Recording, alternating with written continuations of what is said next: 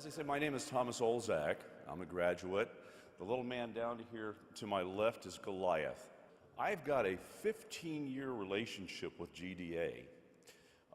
My first guide dog, his name was Wrigley, and I had him for 13 years, and we just had to retire him.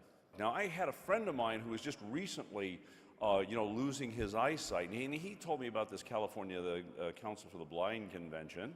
He said, "You want to go?" And I said, "I got to tell you something, partner. Being around 1,500 blind people in a hotel is not my idea of a lot of fun. So I don't know that I want to go." Well, when I got there, there were 3 of the guide dog schools there, and I happened to stop at Guide Dogs of America and talk to the lead trainer at that time. His name was Bob. He said, "How would you like to test drive a dog?" And I said, "Outstanding. Let's make this happen." And he said, "When you're ready, just tell flight forward."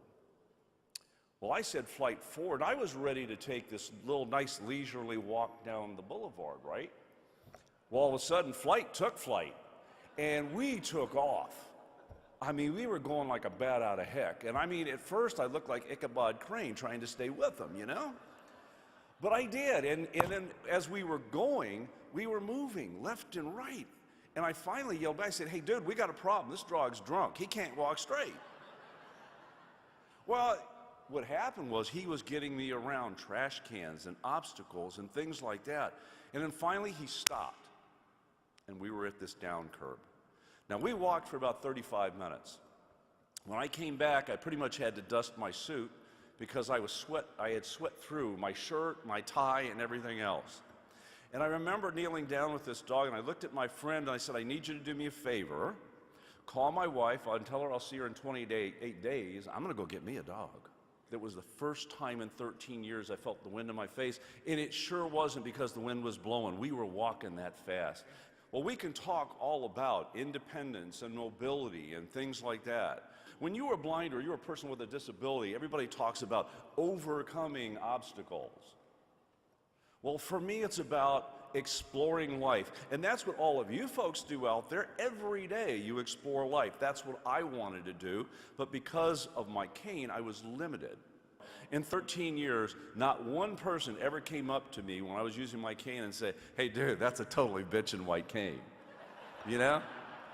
But I have to tell you, when you have a guide dog, and my wife will attest to this, I can be sitting in the mall and she can go do her thing, and in 15 minutes I've got 5 people standing around me talking about their dogs and my guide dog and what he does.